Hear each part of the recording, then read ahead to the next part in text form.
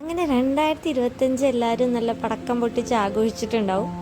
കുറേ ലീവൊക്കെ ഉണ്ടെങ്കിൽ പോലും അവസാനത്തെ 2 ദിവസമാണ് ഞാൻ എൻ്റെ വീട്ടിലെത്തിയത്. അപ്പോൾ വീട്ടിലെത്തിയപ്പോഴേ ഈ പൊരിഞ്ഞ ഐറ്റംസാണ് എന്നെ വെൽക്കം ചെയ്യാൻ എല്ലാ പ്രാവശ്യവും ഉണ്ടാവാറ്. ഇപ്രാവശ്യം അവർ തന്നെ. പിന്നെ ദേ ഈ ഒരു മുതലും ലിയോ. ഒരു 8 വർഷം മുന്നേ ഞാൻ തന്നെ എൻ്റെ കോളേജിൻ്റെ അവിടുന്ന് പൊക്കിയും കൊണ്ട് വീട്ടിൽ കൊണ്ടുപോയ ഐറ്റാണ്. ഇപ്പം ഞാൻ വീടിൻ്റെ പുറത്തും അവൾ വീട്ടിൻ്റെ അകത്തും.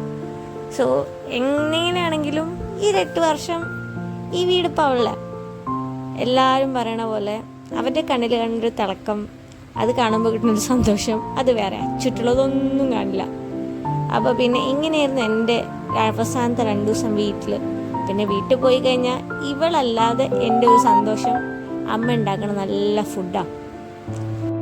സ്വന്തം വക പാചകം കുഴപ്പമില്ലെങ്കിൽ പോലും നമ്മളിങ്ങനെ പോയിരിക്കുമ്പോൾ ഒരു പണിയും ചെയ്യാതെ ഫുഡ് മുന്നിലേക്ക് എത്തുന്നത് ഒരു സന്തോഷമാണല്ലോ. അപ്പം അമ്മയുടെ ഈ അടിപൊളി ഫുഡും ലിയോൻ്റെ ഇങ്ങനത്തെ ചാടിയത്തുള്ളൊരു സന്തോഷം പോലെ തന്നെ 2025 അടിപൊളിയായിട്ട് പോട്ടെ അല്ലേ?